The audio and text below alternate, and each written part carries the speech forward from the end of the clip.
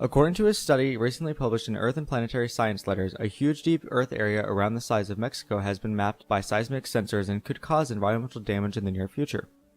Did you hear that, Johnny? We're not the only ones killing the Earth. The Earth is killing the Earth too.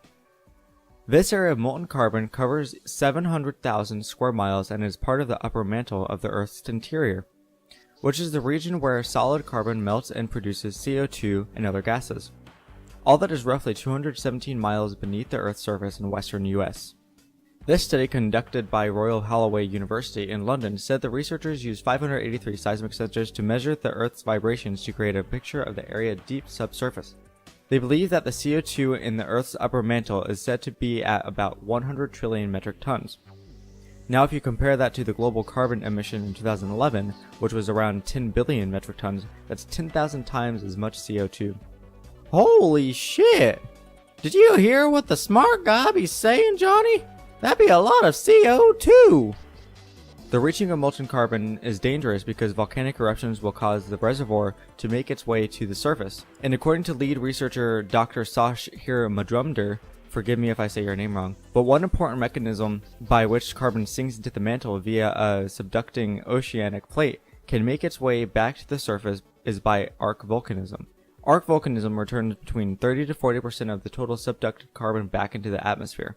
The remaining carbon stays in the mantle for much longer. The discovery of this massive lake of molten carbon has implications for our future atmosphere, because 1% of all the CO2 from the molten carbon is already equal to the burning of 2.3 trillion barrels of oil.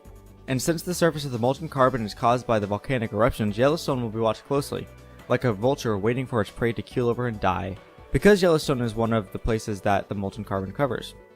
If you didn't know, Yellowstone is a super volcano that sits on a huge reservoir of molten rock, and if erupted, will be 1,000 times stronger than the 1980 Mount St. Helens eruption, which killed dozens of people and destroyed hundreds of homes. Although it's been dormant for about 70,000 years, scientists say it's still possible for it to erupt, with the chances being 1 in 730,000. I wonder if a volcano is just the Earth's pimple popping. That does it for this episode of Mythical Science. Let me know what you all think about this giant lake of death. Do you also think Yellowstone will be erupting soon? Thank you all so much for watching. I'll see you in the next episode.